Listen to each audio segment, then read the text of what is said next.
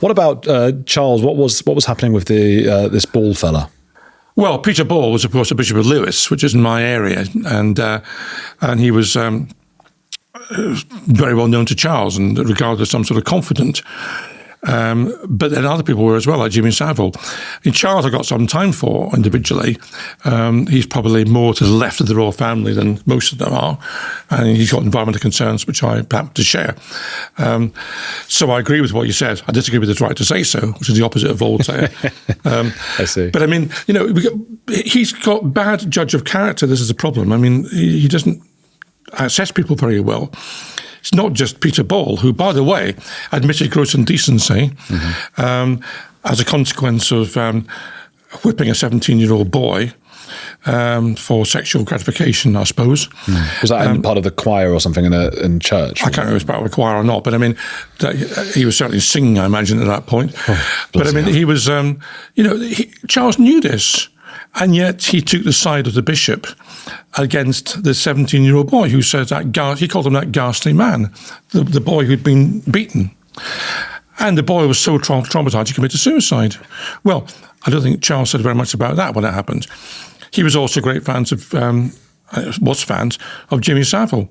Yeah. And he was very close to him. Jimmy Savile, can you believe it, advised him and Diana on their marriage. How's about that then, is what I say to that. And he and Camilla, by that point, were the cheerleaders for Savile. Charles went to his cottage, and when he died, Charles and Camilla were first out of the traps to defend him and say what a marvellous person he was. You don't see that very much, that coverage on TV anymore, but the BBC should pull out those rushes.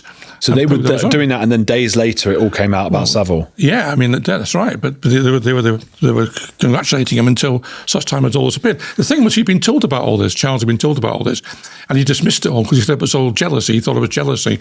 But people who tried to help him and say, stand back from this guy. Yeah. And he hadn't stood back from him. Because people knew. I mean, a lot of people in the industry knew. Louis Theroux knew. Yeah, well, everybody knew. Look, I mean, I know from my transport, having been transport minister, back in the 1980s, okay, the guy who was in charge of legal matters for British Rail, I met him about 10, 15 years later.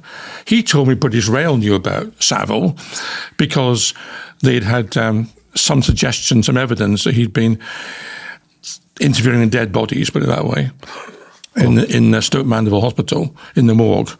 And they dropped him like a hot potato because he'd been doing this as the age of the train, and he'd been dropped. The BBC knew about him because he was kept well away from children in need, although he wanted to do it.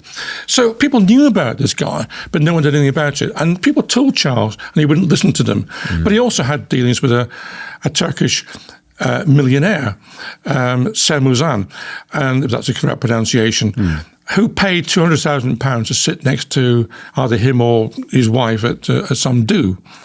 That's a big sum to pay. Well, he turned out to be a rather dodgy character. Then you've got this image of Charles accepting €3 million, £2.6 million in Fortnum Mason carrier bags or a holdall from the former Qatari Prime Minister as a donation to his charities. And I'm perfectly sure that the money went to his charities, the Prince's Trust and so on. I'm perfectly sure that it went in the right direction. But, did he not stop to think, as Prince of Wales that he then was, the image of this 2.6 million euros in Fortnum Mason carrier? Okay, it wasn't Tesco's, but it was Fortnum Mason. But even so, what did that look like? Look like a mafia boss receiving money. You just don't do that when you're in that position as Prince of Wales. And there's been other examples too. So he's not a good judge of character. And I reported him to the police eventually because there was a letter signed by his sidekick, with whom he's got an extremely close relationship, Michael Fawcett. Yeah. Michael Fawcett's letter, in black and white, basically said, if you give some money to the Prince's charity, we'll help you with your nationality application, and we'll try and get you an honour bumped up. Wow. They said So for this- like immigrants coming in, if you help with the Yeah, charity. we'll try and get you your nationality sorted out, and you can also we'll bump your honour up. Here's someone already. We'll Wow. bump it up to the next level. Well, and it was there in black and white. I took it to the Metropolitan Police. It took about 18 months to do nothing, and then said they weren't going to do anything about it. I mean, it's just absolutely shocking.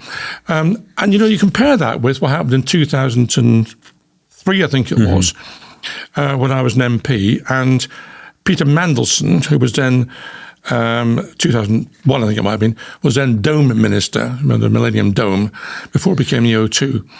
And he'd been scrabbling around for money for different zones in the Millennium Dome. And he'd found most difficulty in getting money for the Faith Zone. And he finally got £1 million, I think it was, out of the Hinduja brothers in return, as it turns out, for helping them with the nationality application.